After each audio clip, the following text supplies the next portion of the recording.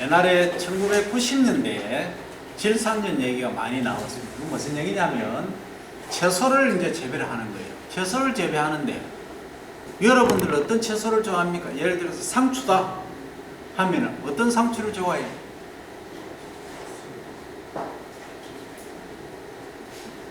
아니 시들시들한 걸 좋아해? 뭐 녹색이 쫙 나고 반짝반짝한 걸 좋아해?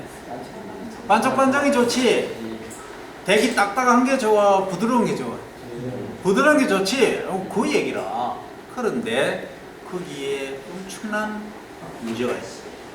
자, 보기에 색깔도 좋고 보들보들하다. 아니 먹었다. 아 이게 문제가 된대. 왜 문제가 되느냐? 나이트레이트 NO3 질산태 형태로 흡수한다 했죠. 요거는 NO3 형태입니다. 마이너스 전하를 띠는 거예요. 여러분들 숨 쉬죠? 숨 쉬기 위해서 뭘 흡수합니까? 산소 흡수하죠? 산소 흡수해서 산소가 완전 소비 안 되고 남아있는 거, 찌꺼기, 활성산소를 하죠? O2 마이너스 전하를 띠죠? 그럼 이게 전기 음성도가 엄청 강해서 플러스 이온하고 결합을 해요. 그 세포를 파괴한다. 그래서 여러분들이 늙고 쭈글쭈글해지고 심지어 암까지 발생할 수 있다. 질산염이 NO3-죠? 여기 전기 음성도가 강하다. 그러면 아까 같은 똑같은 역할을 해요. 이해됩니까? 그래서 여러분들은 이제 적어도 대학 교육을 특히 농학 교육을 받았으니까 음식점에 가면 뭘 찾아야 된다? 약간 부드러운 거 말고 약간 딱딱하고 그 다음 색깔이 연한 것보다는 어떻다? 적상추나 이런 것처럼 그죠? 약간 색깔이 아주 진한 거 말고 약간 덜 진한 게 좋다. 이해되죠? 그리고 또 하나는 농가 입장에서 생산자 입장에서는 어떻게 해야 되느냐 하면 일반적으로 이제 출하를 3일 이후에 한다 하면은 오늘 비료를 줘. 한 3, 4일 전에 비료를 주는 거예요. 그럼 이게 흡수를 하겠죠. 하루아침에 엄청 큽니다. 쫙 크죠. 아주 연하고 부드럽게 큽니다. 그러니까 이 무성하게 크죠. 부피 많죠. 보기 좋죠. 부드럽죠. 소비자가 제일 좋아한다. 그런데 소비자 건강에는 치명타다. 그래서 어떻게 해야 되느냐? 양심상 재배를 하는데 적어도 출하하기 4일 이내에는 요소 비료를 주지 마라. 그리고 만약에 비료를 한 5, 6일 전에 줬다면 완전히 햇빛을 잘 받게끔 비닐을 열어라. 공기순환이 잘 되게 해라.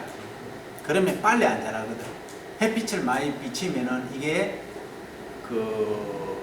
질산태 질소가 아미노산으로 되고 아미노산 합성이 되죠. 그러면 단백질이 만들어지죠. 단백질로 가는 패스웨이가 빨리 가요. 그 단백질로 만들어지면 안정화되기 때문에 문제가 없다. 근데 이게 단백질로 못 만들어지고 남아있는 질산염 이게 문제다. 그래서 햇빛이 많이 비치게 하고 온도를 너무 높게 하지 말고 창문을 완전히 열어두고 그렇게 서서히 이제 하면은 어느 정도 극복이 된다. 이 얘기입니다. 그래서 우리는 생산에서 이제 건강까지도 챙겨야 되는 그런 시대적 운명을 타고났다. 옛날에 모를 때 어떻게 했습니까? 그냥 뭐 마음대로 했지만 지금은 뭡니까? 오픈되어 있습니다. 아는 시대이기 때문에 그렇게 해야 된다 하는 얘기입니다. 자, 그 다음에 또 하나 이제 얘기하면은 우리나라로는 보통 논하고 모래논 이렇게 되어 있다 하는 얘기입니다. 그래서 비율로 보면 논토양에서 보통 논이 32%, 모래논 32%, 미수논 23%, 고논, 염해논, 노후논 이런 게 있습니다. 노후논은 늙었다는 얘기입니다. 이 늙은 땅에는 주로 가시 무늬병이라든지 이런 병들이 많이 발생합니다. 그 다음에 미숙논은 이거는 보통 논은 알겠죠? 일반적인 논을 말하고 모래가 많은 논. 요거는 이제 그 유기물 함량이 적은 거, 만든 지 얼마 안 된 거. 고논은 물이 많이 찐. 염해논은 염분 농도가 높은 간척지 같은데 그런 걸 얘기를 합니다.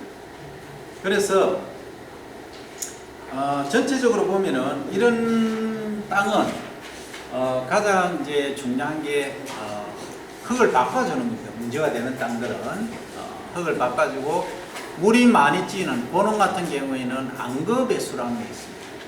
배수, 물을 빼주는 걸 배수라 하죠. 그 배수 조건이 위에서 꼬랑을 이제 만들어서 물이 흘러나가게 하는 것을 밝을 맹자 써서 뭐한다?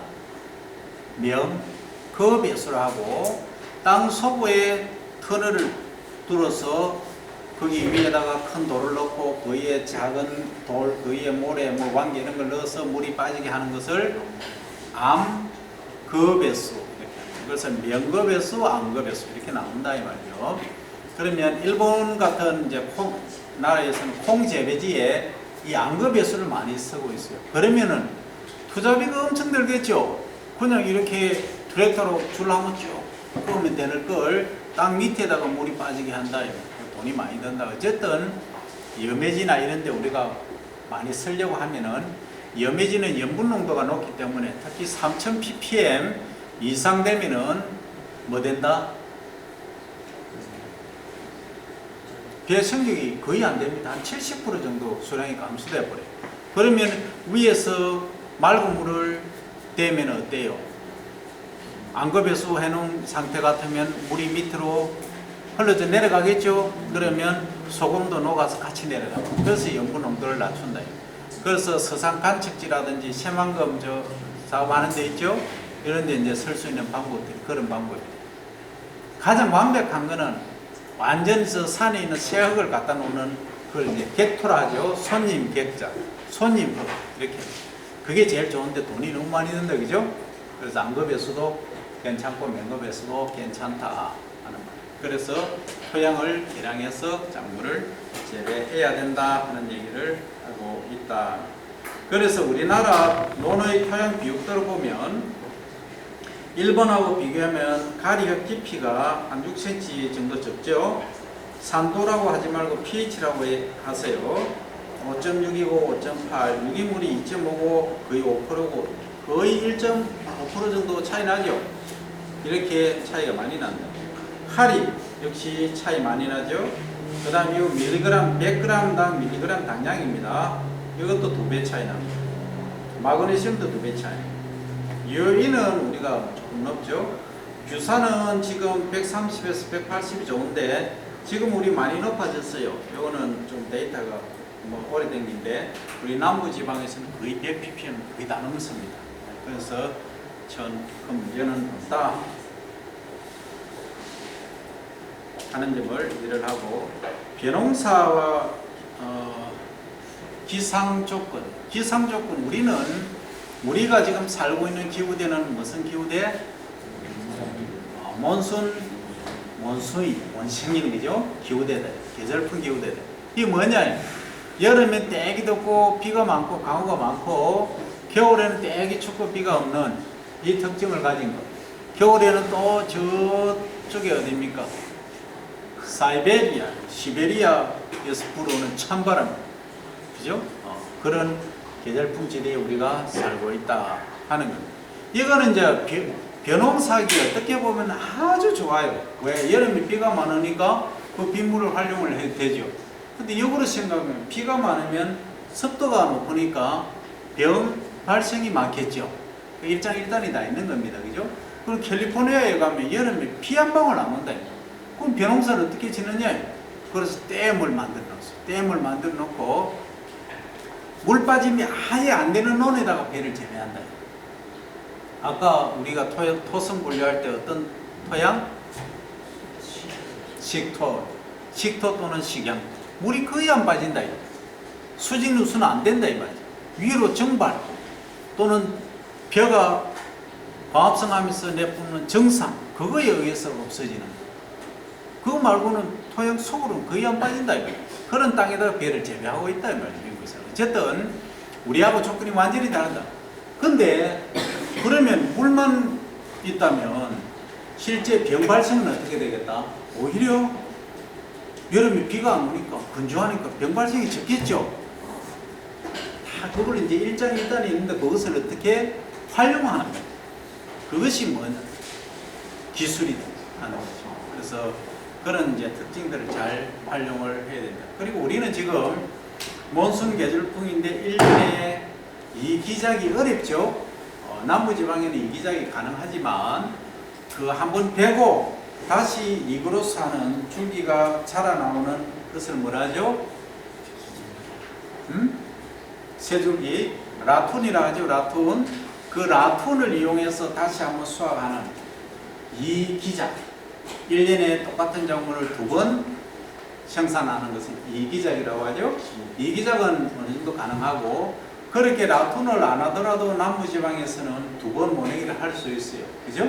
그렇게 한다. 근데 동남아나 아프리카 뭐 이런 데는 원체 이제 기후가 좋으니까 좋다고 하는 표현이 뭐 하다만, 어쨌든 그런 데는 1년에 배를 2번 또는 3번까지도 재배할 수 있다. 그게 우리하고 차이점이다. 그래서 우리는 이런 이제 기상 환경을 잘 극복해 왔고, 그 다음에 여러분들 요거를 잘 알아야 됩니다. 뭐냐면, 자, 이 도시라는 거 있죠. 도시. 디그리 센티그레이드. 자, 요게 우리가 온도를 얘기할 때, 자, 온도를 얘기할 때, 자, 우리가 온도하면 일반적으로 여러분들 알고 있는 건 도시죠. 예.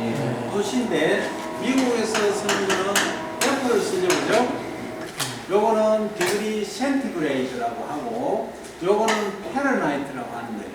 그러면 어떻게 환산을 하느냐면, 자, 이 파렌하이트는 559 곱하기 도시 플러스 32.5 도시예요.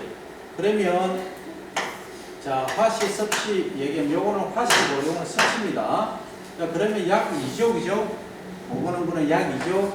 2 곱하기 만약에 우리가 30도다 하면은 30 플러스 32.5 하면은 60이죠. 플러스 32.5 그러면 얼마다? 92.5 그죠? 이해됩니까? 거의 90도 정도 됩니다. 우리가 30도 가면 미국의 화씨로서는 거의 90도. 요 식을 여러분들이 하기 바랍니다.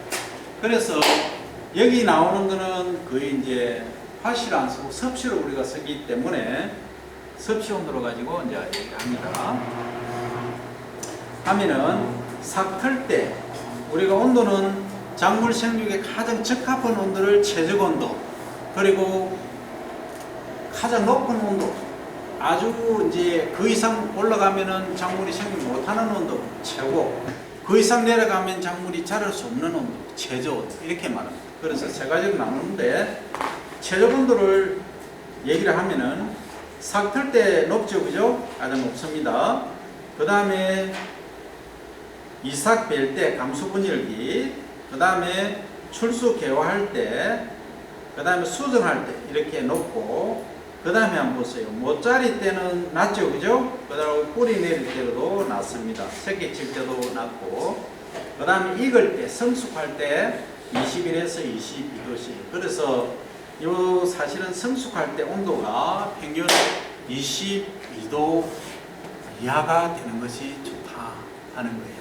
이게 24도, 25도 되면은 성숙이, 아까 알맹이가 차다가 뽀얗게 들어가 있는 알맹이가 된다 이 말입니다. 그죠? 그래서 미질이 떨어진다. 그리고 최저 온도는 삭틀 때 우리 자포니카는 10도 뭐 이렇게 하는데 실제는 12도 정도 돼야 됩니다. 일반적으로. 그리고 지금은 거의 비업 품종들이 인디카비에 동일계 따뜻한 지방에서 재배하는 이 동일계하고 피가 많이 섞여 있기 때문에 12도씨 이상이 돼야 됩니다. 뭐 책에는 나와 있지만 그렇게 이해를 하고 이렇게 해야 합니다. 그래서 12도 이상이 무조건 유지가 돼줘야 되고, 제일 중요한 건 이 감수 분열기하고 수정할 때입니다. 이 온도가 절대로 18도씨 이상은 유지를 해줘야 됩니다. 감수 분열하고 수정할 때, 이때는 온도가 높아야 된다. 밤 온도가 특히 중요하죠. 그 다음에 최고 온도는 50도씨까지 출수 개화가 하지만 45도씨 이상 올라가서는 안 된다 하는 겁니다. 그래서 보통 40도씨 이내, 이렇게 여러분들이 이해를 되겠다 하는 겁니다. 그래서 오늘 강의는 여기서 마칩니다. 마치고 원료는 닫아라.